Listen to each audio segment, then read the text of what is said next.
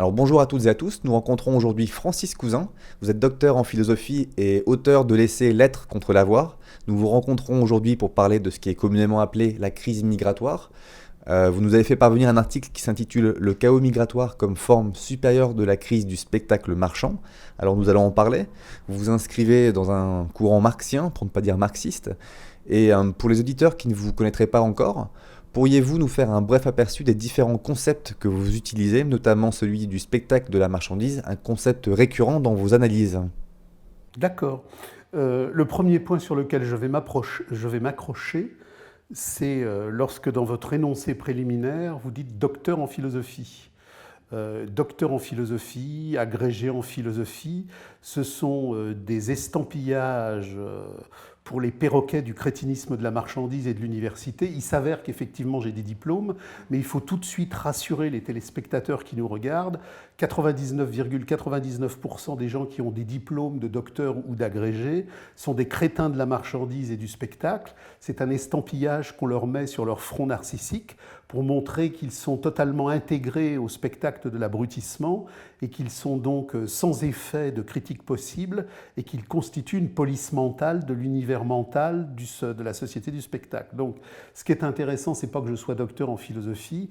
Il y a très certainement, au moment où l'on parle, ici et maintenant, une femme en Bourgogne ou un homme en Languedoc profond qui n'a aucun diplôme, qui touche la terre, qui respire les étoiles, qui a des cultures de livres et de dépassement et qui est 1000 fois plus intelligent et intelligente que tous les docteurs de la terre. Donc mettons de côté les diplômes qui ne sont que des preuves d'assujettissement et disons que bien que je sois docteur en philosophie, je ne suis pas devenu totalement crétin et j'ai donc retrouvé le souffle des grandes respirations philosophiques. Héraclite, Parménide n'étaient pas docteurs ni agrégés en philosophie et c'est pour ça qu'ils pensaient fort. Si je vais me balader aujourd'hui à l'école normale supérieure, je ne verrai que de la pensée absente et même si je me dote d'un appareil de loupe ultra considérante et que je cherche partout, je trouverai certainement les fourmis, mais non pas la pensée de l'école normale supérieure. Donc, ce qui est important, au-delà effectivement des étiquettes par lesquelles la réclame de la marchandise estampille les hommes, retrouver les grands souffles. Donc, dans ces grands souffles, à travers les présocratiques qui nous conduisent à Hegel, à travers Hegel qui nous conduit à Marx, à travers Marx qui nous conduit à Debord, et à travers tous ces mouvements de pensée qui nous renvoient aux grandes luttes radicales où l'humanité insurgée a voulu retrouver la vraie vie du souffle cosmique contre le pouvoir de l'argent, contre le pouvoir de l'État et contre le pouvoir de la domestication, nous avons des lignes de jalons de conscience, des lignes de trajectoire d'essentialité, à la fois théoriques et pratiques, qui signalent que là, à ce moment-là, l'humanité s'est insurgée contre le poids de la domestication et que ici ou là, des textes qui rendaient compte de ces luttes radicales ont pu faire synthèse d'analyse, analyse de feu, analyse de vie, analyse de souffle, pour nous montrer quelles étaient effectivement les directions d'essentialité et quelles étaient les directions d'imposture. Donc moi je suis dans cette trajectoire-là, et à partir de cette trajectoire-là, sur la base d'une critique radicale de l'économie politique du spectacle de la marchandise, qui, à travers tous les méandres d'imposture qui, à partir de la révolution néolithique, ont vu mourir les communautés de l'être pour voir se constituer les sociétés de l'avoir qui progressivement, à travers les révolutions capitalistes médiévales, à travers les révolutions anglaises du XVIIe, à travers la révolution capitaliste de 1789, à travers toutes les mutations historiques, matérielles et symboliques qui conduisent aujourd'hui à la forme supérieure de la dictature la plus absolue, c'est-à-dire l'apothéose de la démocratie de la marchandise, il existe des regards radicaux qui permettent de comprendre que tout ce que l'on nous raconte est le faux absolument triomphant. Ce que nous vivons aujourd'hui, quel que soit le sujet, que ce soit la GPA, la PMA, les immigrés, le problème de la pollution, le problème des dévastations, des angoisses, de la déstructuration des âmes, de la déstructuration des corps, pas une seule question qui est posée sur le terrain du capital rayonnant, du médiatisme aujourd'hui triomphant, n'est posée sur la base du vrai, elle est posée sur la base du faux. Ce que Marx et Debord nous ont appris, c'est que la société contemporaine est la société de l'inversion absolue. Tout ce qui était vrai est devenu faux, tout ce qui était faux est devenu vrai. Donc, il y a deux philosophies, la philosophie de la connivence, de la génuflexion, du ramper, les philosophes médiatiques de la publicité marchande, qui rampent et qui rampent, et la philosophie de la subversion, la philosophie de la rupture, qui ouvre les chemins de radicalité différentielle. Et là, tout ce que l'on apprend, tout ce que l'on saisit, tout ce que l'on comprend, est aux antipodes du message dominant du spectacle démocratique, de la tyrannie spectaculaire. Il y a une phrase essentielle de Hegel qui est reprise par Marx systématiquement, le vrai est toujours aux antipodes de l'apparence.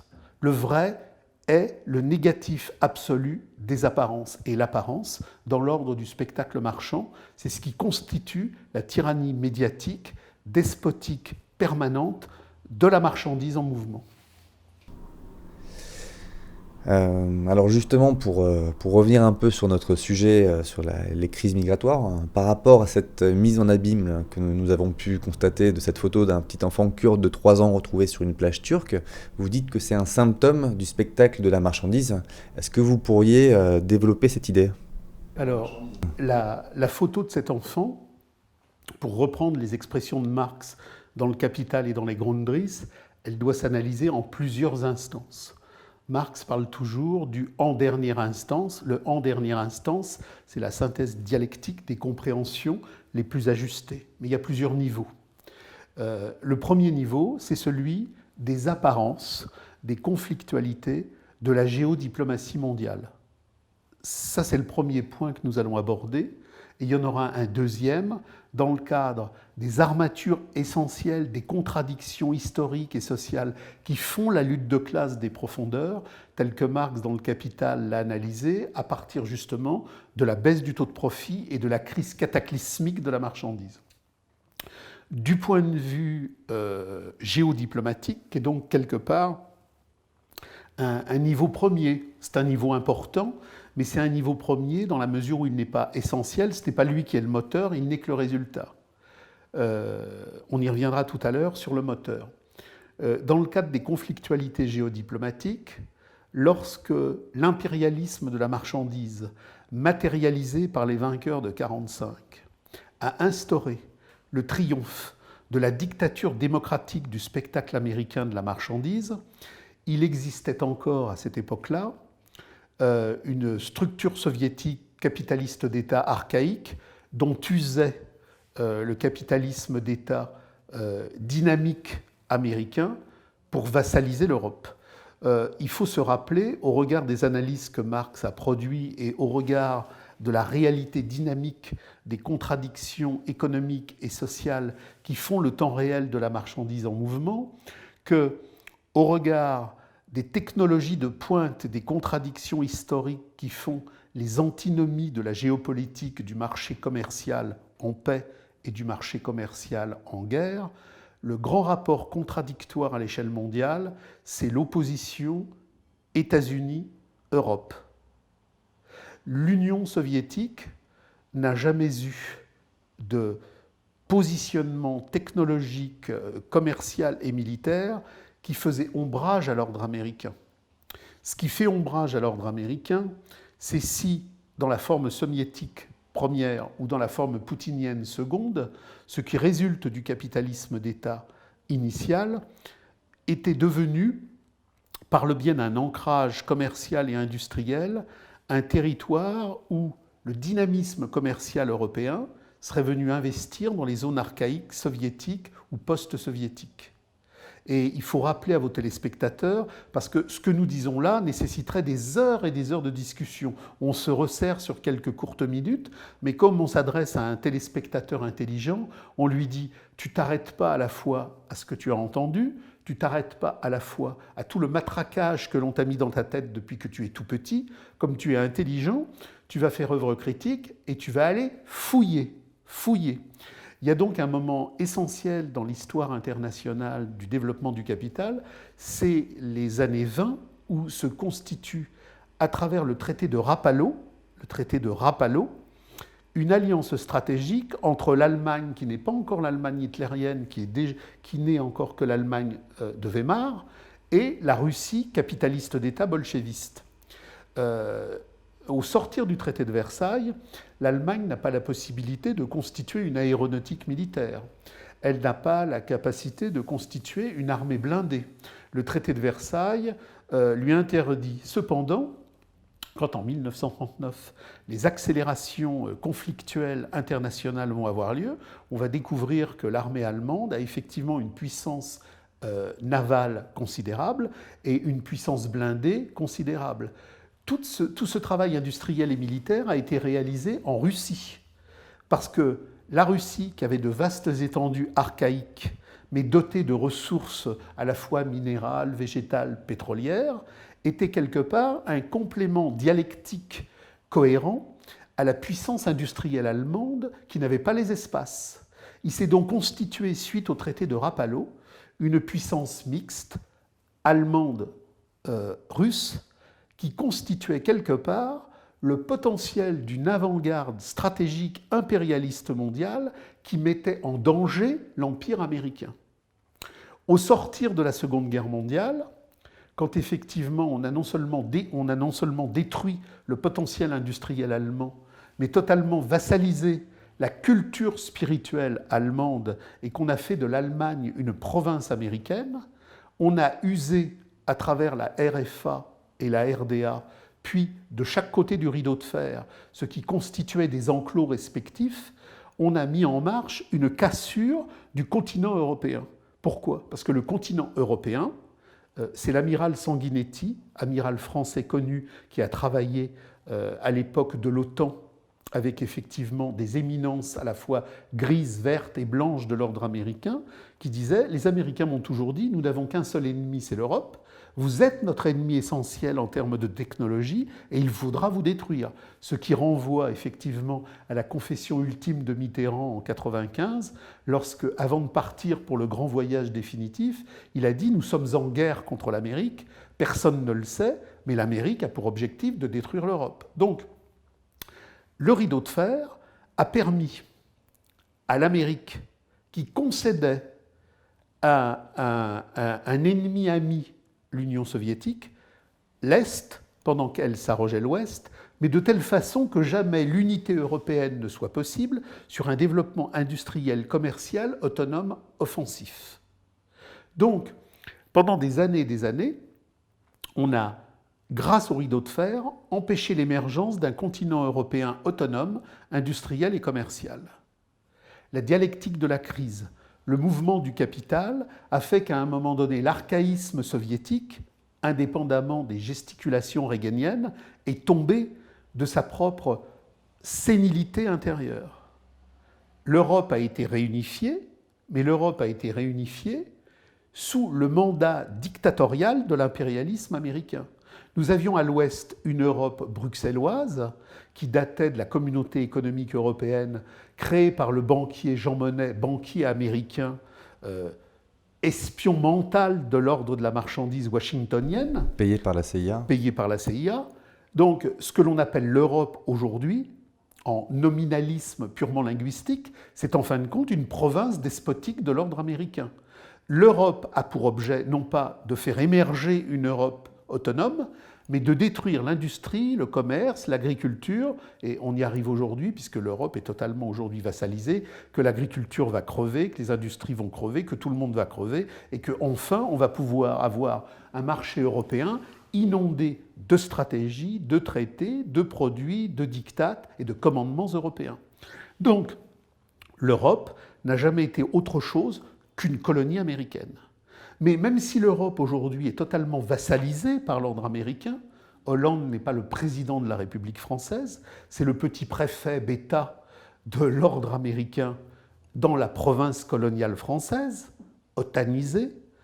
L'Europe a une telle histoire technologique qu'elle demeure, malgré toute cette vassalisation et tout cet écrasement, un danger évident. Et l'un des éléments essentiels de cette dévastation du concurrent européen potentiel qui pourrait renaître, c'est pour l'Amérique le grand chaos industriel, le grand chaos commercial et le grand chaos migratoire. Donc, l'ordre américain, avec ses larbins, Juppé, Hollande, Fabius, toute cette noria d'esclaves déambulatoires, a participé activement à la destruction de la Libye et a participé activement à l'essai de destruction de la Syrie.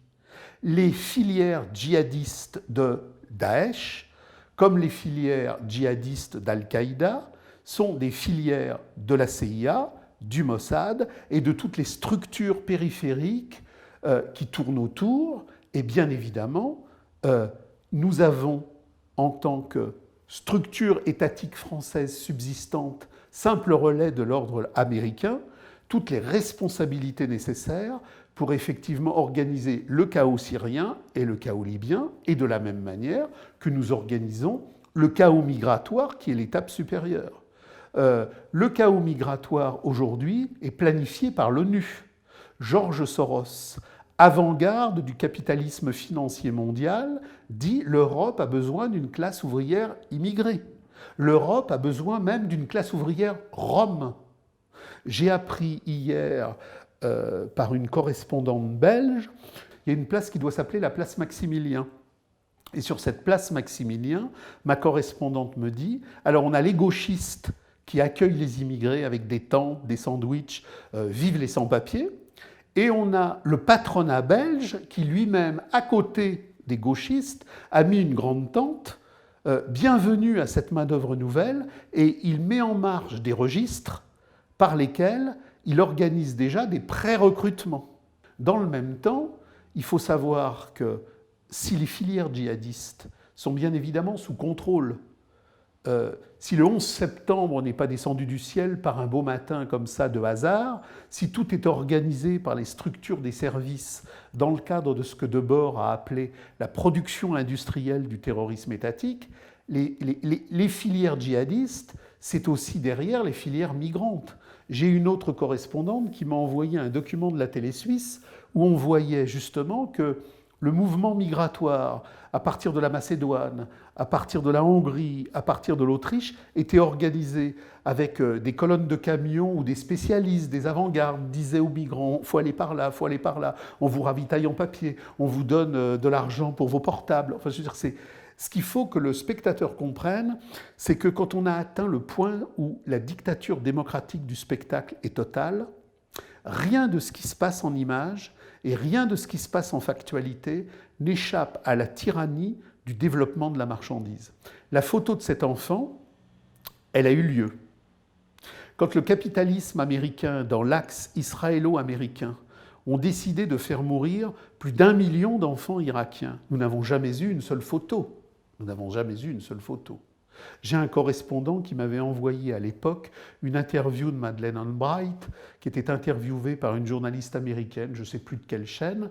La journaliste américaine lui disait « Est-ce que vraiment votre guerre contre l'Irak valait la peine que des milliers et des milliers et des milliers d'enfants meurent ?» Et on voyait Madeleine Albright dans sa spiritualité profonde du monothéisme de la marchandise répondre « Mais oui, ça valait la peine. » Donc, il y a des cadavres d'enfants que nous ne verrons jamais, et il y a des cadavres d'enfants que nous verrons. Le spectacle de la marchandise ne valorise que ce que la marchandise a besoin de valoriser pour que le profit tyrannique du capital continue son emprise sur le monde. Donc, si j'ai droit à une photo ici et que je n'ai pas droit à la photo ici, c'est que la photo à laquelle j'ai droit ouvre le cheminement de ce que le capital veut. Donc ça, c'est le premier point, le point impérialiste, le point géopolitique des écumes premières. Comme je suis un fidèle marxien des profondeurs, je rappelle que Marx disait toujours qu'il n'était pas marxiste, parce que le marxisme, c'est la gauche du capital et c'est l'extrême gauche du capital, c'est la social-démocratie, c'est le bolchevisme, c'est toutes les cliques capitalistes d'État qui ont fusillé le prolétariat. Et comme Marx était un homme d'intelligence, je demande à tous ceux qui croient encore à la gauche, à l'extrême gauche ou à l'ultra-gauche, d'aller lire la critique du programme de Gotha, de lire l'idéologie allemande et de voir qu'effectivement, entre les gangs capitalistes qui veulent un État nouveau et Marx qui prônait l'abolition de l'argent et l'abolition de l'État, il y a une rupture radicale. Donc, Marx a toujours eu, sur le problème des migrations et sur le problème de la crise du capital, une vision effectivement très pertinente et très pointue. Je demande aux téléspectateurs, même s'ils n'ont pas lu Le Capital, ils peuvent le trouver sans difficulté sur Internet, d'aller lire quelques extraits, et en particulier la fameuse 7e section, chapitre 25, sur ce que Marx appelle la surpopulation relative et la production des surnuméraires. Marx nous a donné en quelques flashs de grande intelligence, parce que Marx ne s'attardait jamais aux détails des choses.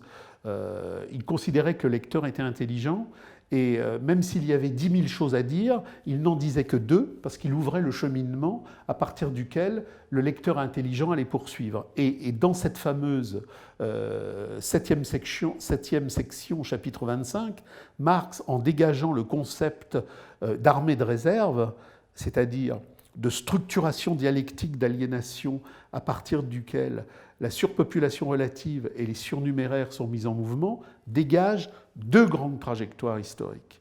Il dit: le capital a besoin de mettre les femmes au travail, il doit remplacer les hommes par les femmes, parce qu'effectivement, il doit casser le coût du travail. Si aujourd'hui les femmes travaillent, c'est pas parce que le capital, dans un humanitarisme de la marchandise, voudrait les émanciper pour leur réalité cosmique de vraie jouissance humaine, c'est parce qu'il a besoin d'en faire il a le besoin d'en faire un bétail supplétif. Donc, dans les années 30, une famille ouvrière vivait avec un salaire. Aujourd'hui, une famille ouvrière a besoin de 2 salaires. Donc, le capital a mis les femmes au travail. Il ne les a pas mis au travail en leur disant la vérité, en disant effectivement « j'ai besoin de surexploiter la cellule familiale ». Il a dit « j'ai besoin de vous émanciper pour que vous alliez regarder chez Moulinex 12 heures par jour la réalité sublime du monde nouveau ». Donc, ça s'est passé comme ça. Et c'est pareil pour l'immigration. Marx dit « le capital, dans sa crise, a besoin à un moment donné de remplacer un indigène par 3 halogènes, un Yankee par 3 Chinois. Le capital est une contradiction au procès. Il est structuré sur la baisse du taux de profit, il est structuré sur la saturation des marchés.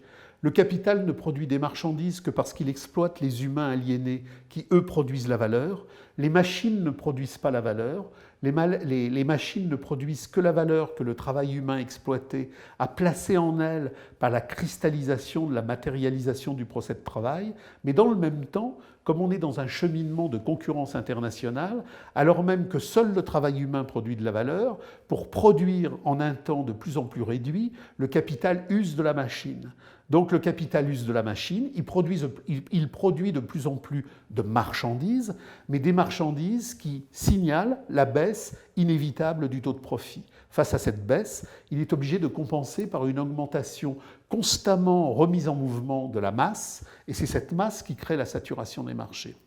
Donc le capital étant en crise permanente, il a aujourd'hui 2 objets. Premièrement, casser le coût du travail, selon la formule de Marx, remplacer un indigène par 3 halogènes, et selon une analyse encore plus profonde de Marx, remplacer le prolétariat radical par un prolétariat de soumission infinie. Marx, dans des ouvrages et dans des moments extrêmement essentiels de sa critique, a positionné, au-delà du problème de l'armée de réserve, les spécificités contradictoires du temps ouvert du prolétariat européen et du temps fermé du prolétariat afro-oriental. Il développe à la suite de Hegel l'idée que, au sortir des vieilles communautés archaïques qui ont précédé, avant la révolution néolithique, l'émergence de la société de l'argent qui progressivement a produit le capital, il y a eu une divergence essentielle entre le continent européen, l'Afrique et l'Orient. L'Afrique et l'Orient, dans le cadre du despotisme étatique et para-étatique de ces types sociaux spécifiques, sont entrés dans un temps d'immobilité et de passivité endémique, alors que le continent européen, dans la conflagration explosive montrée par Engels dans l'histoire de l'origine de l'État et de la famille, il y a eu à ce moment-là une conflagration entre la décadence de l'Empire romain et les invasions germaniques, de telle sorte qu'un mode spécifique européen a vu le jour, celui des communaux ontologiques et des communaux historiques, où des parcelles entières du territoire étaient des communaux sur lesquels le communisme mental, le communisme social, le communisme historique n'a pas cessé de résister à la féodalité, au fisc, à la bourgeoisie, puis progressivement à la révolution capitaliste qui nous conduit à la modernité. Et le prolétariat européen, issu de cette paysannerie radicale de jacquerie offensive communeuse, a permis qu'en Europe, et seulement en Europe, dans les années 1844-1870, soit formulé le projet communiste radical d'éradication de la marchandise et de l'État. Marx nous dit il y a eu des luttes en Orient, il y a eu des luttes en Afrique, mais c'était des luttes de recomposition aliénatoire qui ne pouvaient jamais déboucher sur la radicalité fondamentale. Alors qu'en Europe, et c'est pour ça que seulement en Europe a émergé le manifeste communiste dans sa pureté radicale et dans son intransigeance maximaliste, il n'y a eu que là que ça s'est formulé dans ces termes-là. Donc, ce n'est pas un hasard si au sortir de mai 68, Pompidou, recevant Bouygues, les dirigeants de Peugeot, les dirigeants de Renault, a mis en marche la grande migration, c'est-à-dire la grande substitution. Pompidou n'avait pas lu la 7e section du Capital, chapitre 25, mais il y a, au-delà de tout complot, un imaginaire, une immanence dans la dialectique du capital qui fait que les nécessités du capital se font elles-mêmes. Le 11 septembre s'est fait lui-même, la Fermera s'est fait elle-même, la grande transplantation se fait d'elle-même, c'est l'immanence aliénatoire du capital qui fait migrer la conscience prolétarienne radicale du prolétariat européen hors de sa propre substance, en faisant venir des milliers et des milliers et des milliers, puis des centaines de milliers de gens qui vont effectivement permettre que l'on ait un substrat aliénatoire passif à la place d'un substrat revendicatif. J'ai appris ce matin, en écoutant France Info, que chaque maire qui recevrait un migrant supplémentaire verrait sa commune gratifiée de 1 000 €. Quand des centaines de milliers de SDF indigènes, depuis des années, dans le cadre des restructurations capitalistes, sont mis à la rue. On n'a jamais vu le gouvernement mettre en marche pour la réadaptation d'un prolétaire européen sur le trottoir une dialectique compensatoire de 1 000 €. Donc ce qu'il faut comprendre, c'est que même si le crétinisme de la marchandise, dans sa forme universitaire et dans sa forme médiatique, a colonisé chaque neurone de chaque étudiant, de chaque scolaire, de chaque ouvrier, de chaque employé, de chaque individu qui circule dans le spectacle de la marchandise, il faut se dire ce que nous disait Marx et ce que disait Debord, si le capital a fait de l'immigré sa marchandise spectacle, sa marchandise vedette, s'il est promotionné comme un produit de premier choix au cinéma, intouchable, s'il est positionné dans toutes les entreprises du MEDEF avec les chartes de la diversité. Je veux dire qu'il faut que les gens commencent à réfléchir et commencent à comprendre. Le capital ne valorise que ce qui le valorise. Le capital ne met en spectacle la défense de ce qui le défend. Donc le capital, aujourd'hui, dans le mouvement tyrannique de son despotisme, s'il met en valeur le migrant, ce n'est pas parce qu'il est attaché au bien des hommes, c'est parce qu'il voit dans les hommes des biens qu'il va rentabiliser. Donc le chaos migratoire, aujourd'hui, est la forme supérieure de l'armée de réserve, telle que Marx l'avait positionnée, et il faut l'analyser du point de vue de la lutte des classes. Du point de vue de la lutte des classes, Marx disait, à chaque question posée dans le spectacle du fétichisme de la marchandise, si vous voulez comprendre ce qui est en jeu, posez-le du point de vue de la lutte des classes. Il existe aujourd'hui une lutte de classe mondiale entre la classe capitaliste et le prolétariat universel. Le prolétariat universel, c'est nous tous, c'est tous les êtres humains. Marx avait une vision intelligente du prolétariat. Il ne considérait pas que le prolétariat, c'était les blouses bleues ou les types qui avaient les mains dans le cambouis. Le prolétariat, ce n'est pas un concept sociologique, c'est un concept historique et prolétaire. Tout homme condamné au salariat et à vendre son existence dans la prostitution universelle de la tyrannie marchande. Donc aujourd'hui, 99% de l'humanité est prolétarienne. La paysannerie française de ces petits propriétaires fictifs qui n'ont même plus de salaire est prolétarisée. Donc l'humanité tout entière est prolétarisée. Du point de vue de la lutte de classe qui traverse cette problématique-là, pourquoi l'immigré est la marchandise vedette du spectacle de la marchandise, parce que dans le cadre de l'armée de réserve, il va effectivement permettre d'avoir une main-d'œuvre qui va casser les coûts et qui, compte tenu de sa temporalité ancestrale immobile, est à des années-lumière du communard révolutionnaire qui veut abolir l'argent. Et tout est clair. Alors si on poursuit cette idée, ces réfugiés que nous allons accueillir en prenant en compte la situation de guerre qu'ils fuient et pour les migrants, la précarité dont ils veulent s'affranchir, ils deviendraient d'une certaine manière les principaux promoteurs de la marchandise, c'est bien ça? Mais il est promoteur de la marchandise. Si vous voulez, j'ai beaucoup de contacts avec des jeunes du Maghreb qui remettent en cause justement toutes les incarcérations mentales où on a voulu les mettre. Marx montre que dans le développement impérialiste de la colonisation, il y a eu des colonisations terribles et puis il y a eu des colonisations beaucoup moins efficaces. Le pire colonialisme que l'on ait connu à l'échelle mondiale, c'est effectivement l'ordre démocratique de la marchandise américaine qui a éradiqué tous les Indiens. Il n'y a plus d'Indiens, qui en quelques mois aux Philippines a exterminé 1 million de civils philippins. Nous sommes dans l'époque de l'obligation, des génuflexions, des repentances, des traînements au sol, de la grande repentance mémorielle. Qui aujourd'hui sait que l'ordre américain démocratique a exterminé en quelques mois aux Philippines, au sortir des années 1899, plus d'1 million de civils? Personne. Qui sait par exemple que dans les plantations américaines où il y avait des Noirs, il y avait des Blancs? Que quand Cromwell, dans le cadre de la révolution démocratique du pré-capitalisme anglais, suite effectivement à la révolution anglaise, a exterminé la paysannerie irlandaise et les révoltes écossaises, on a déporté des dizaines de milliers de Blancs dans les plantations d'esclaves en Amérique. Donc le problème de l'esclavage, ce n'est pas un problème de Noirs, de Blancs, de Jaunes, de Bleus. C'est un problème social, c'est un problème historique d'aliénation du travail. On veut ethniser la problématique pour ne pas comprendre la racine profonde de la dynamique sociale aliénatoire. Donc tout ça est décisif. Et alors, par rapport à ce que vous me disiez, mes amis maghrébins me disent, mais c'est dingue, on a abruti. Alors je rappelle que pour l'essentiel, contrairement à Lénine, la pensée radicale, à la suite de Marx et à la suite de Rosa Luxembourg, dit pour les années présentes, abat les luttes de libération nationale.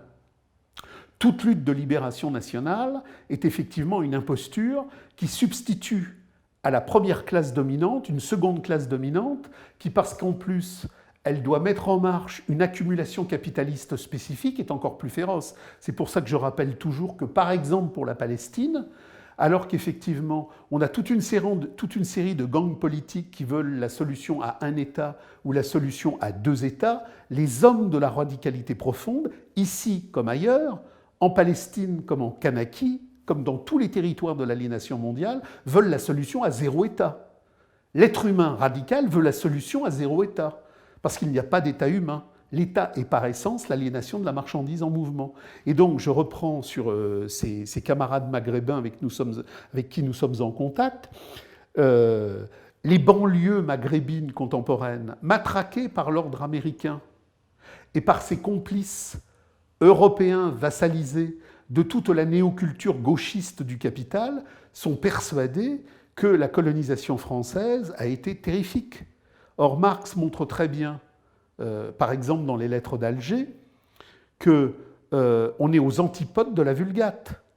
En Amérique, on exterminait, et la colonie française, qui était effectivement une colonie beaucoup plus archaïque, beaucoup plus mesurée, était celle d'une aliénation beaucoup plus tempérée.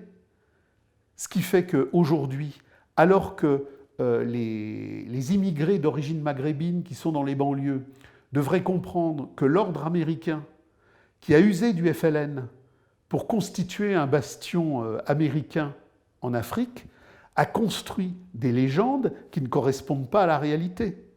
Aujourd'hui, la plupart des immigrés d'origine maghrébine dans les banlieues regardent l'ordre américain des musiques, des cultures, des vêtements, de la consommation, comme un nouvel Eldorado. C'est-à-dire que l'immigré d'origine maghrébine qui devrait avec intelligence, comprendre que la pire des choses, c'était pas la France en Algérie, mais c'était l'Amérique en Amérique, et complètement mis en marche dans un mouvement d'aliénation et de transplantation, complètement à contre-pied.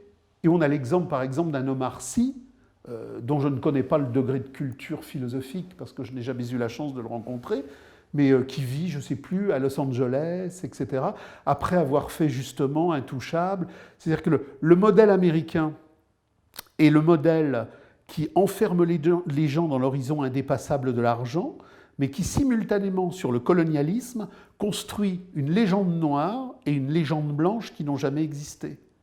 Dans le cadre de ce que Marx a montré dans Le Capital, le terrorisme dévastateur de la colonisation la plus ignoble, c'est pas l'Italie, c'est pas l'Espagne, c'est pas la France, c'est l'Angleterre et c'est l'Amérique. Parce que c'était précisément les pôles technologiques les plus offensifs de l'éradication. Et dans la tête des gens, aujourd'hui, on aime l'Amérique, alors qu'elle a été le projet colonial le plus dévastateur. Donc tout se vit à l'envers. Tout se vit à l'envers. Comme aujourd'hui, sûrement, les actuels réfugiés se souviendront davantage de la main qui leur a été tendue en occultant notre responsabilité dans les guerres avec l'OTAN, principale cause de ces vagues migratoires, j'imagine. Bah bien sûr, mais... Et là, si vous voulez, on peut s'acheminer au-delà de tous les faits dont nous avons parlé sur une compréhension plus radicale, plus philosophique, plus méthodologique. Ce que Marx, ce que Debord et ce que tous les groupes radicaux qui, dans l'histoire des luttes de classe offensives contre la marchandise, contre l'argent, contre l'État, nous ont appris, c'est que tout s'écrit toujours à l'envers.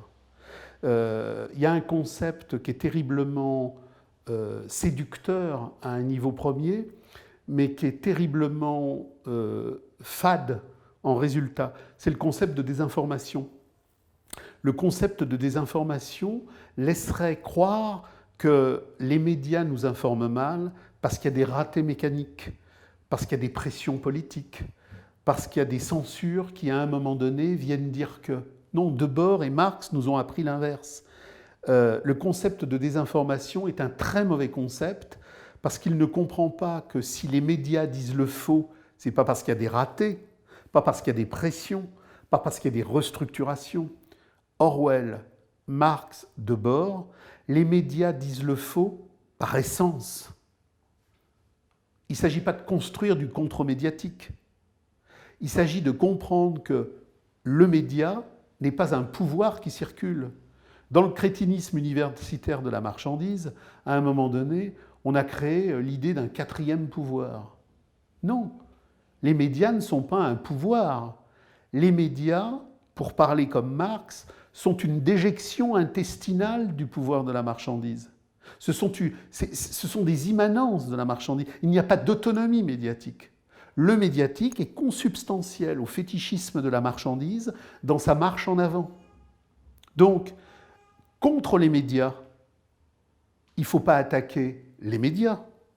Contre les médias, qui ne sont effectivement que le dernier spasme, Marx disait, de cette merde de l'économie politique. C'est l'expression même de Marx, la merde de l'économie politique. Contre cette merde de l'économie politique, dont le dernier trajet est les médias, il faut attaquer le substrat originaire de cette production industrielle qui est le fétichisme de la marchandise. Donc, à partir du moment où un média parle, c'est le faux. À partir du moment où la censure s'organise, c'est le faux. À partir du moment où le pouvoir parle, c'est le faux. Que ce soit sur le 11 septembre, que ce soit sur les migrants, que ce soit sur le terrorisme, dès lors que le pouvoir du fétichisme de la marchandise parle, c'est la mise en orchestration du faux. Le début de l'intelligence humaine en radicalité de profondeur, c'est de comprendre que le faux est consubstantiel à toutes les vérités officielles du pouvoir démocratique de la tyrannie de la valeur. Devenir un homme d'intelligence, c'est comprendre que la vérité s'inscrit toujours en négatif radical du spectacle, de la marchandise, à travers toutes les vérités officielles qui, du matin au soir, nous sont mises en mouvement pour nous conditionner à la servitude volontaire. Francis Cousin, merci beaucoup. Merci. Le connard là, du DHL. J'espère que c'est pas pour lui que vous faites le travail.